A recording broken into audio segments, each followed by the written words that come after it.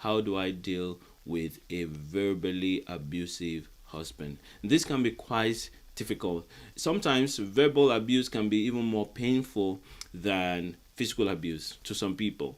And more than that, what can happen is that when people abuse you verbally, it can erode your confidence and you feel very bad. And some people get really down, and they can get depressed, and all sorts of bad things can happen to a person who's been verbally abused. And so if you are in a state where you cannot handle verbal abuse and you're beginning to see yourself that your health is in danger, I would suggest first thing first is to remove yourself from that space. A lot of times many people are not that bad yet, and they can handle and learn to handle verbal abuse. So this is what I'm going to state. Now, if you learn to make sure that you take responsibility for your joy and for your peace in God, which is the first step, you will discover that when someone is speaking negatively about you, you already know what to do to get your joy back. Because you have learned to take responsibility for your joy, you've learned to release blame. So all the negative thoughts about your spouse, you have released them from your heart. And you're also beginning to tell yourself, I'm not going to try to make him respect me and care for me, and I'm not going to do anything to get that. I'm going to allow him to give whatever he can. And you know that he doesn't have any. His tank is completely empty of love. That's why he's verbally abusive. And so with that mindset, it strengthens you such that you're not going to a depressive spiral based on what he's saying to you. Then you move to the second step, which is you get more love from God, more love from people around you by telling the truth about yourself, all the errors, all the sins, all the things that you're doing wrong. You confess them such that people can know who you are and love you for who you are. And then the second step, which is to submit to God properly, you hand over yourself to God to get to the point where you begin to think that even when verbal abuse is being thrown and hauled at you, you are not your own. You belong to God, and those abuses are being hauled at God. And so it doesn't hurt you. It's like you have a screen. Well, the way I put it, you have a massive love tank, and so that person is saying those things because they are empty of love and they want some love. So when they say those things, you give them love instead.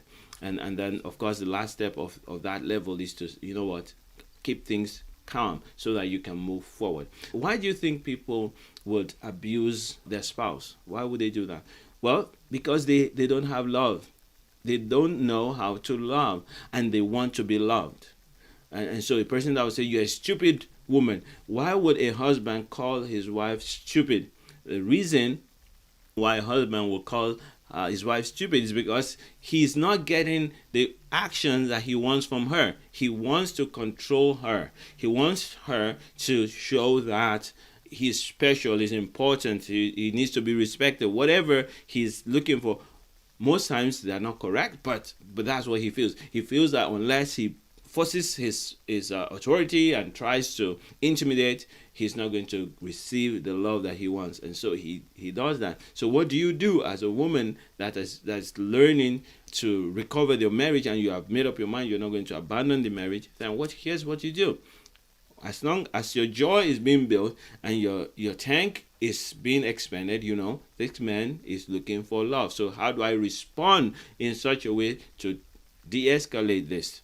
So the man says you are stupid. Now, because you are used to building yourself up in the Lord, you don't need to respond to that. You just say, what's going on? It looks like you are angry, or something has happened to whatever it is that he's trying to say. You transform the discussion to something else so that it calms down the situation then.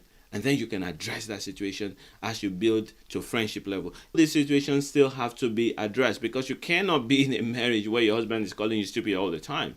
What you want to do, though, is break that cycle so that when the cycle is broken, you can then come in at a later time to solve the problem.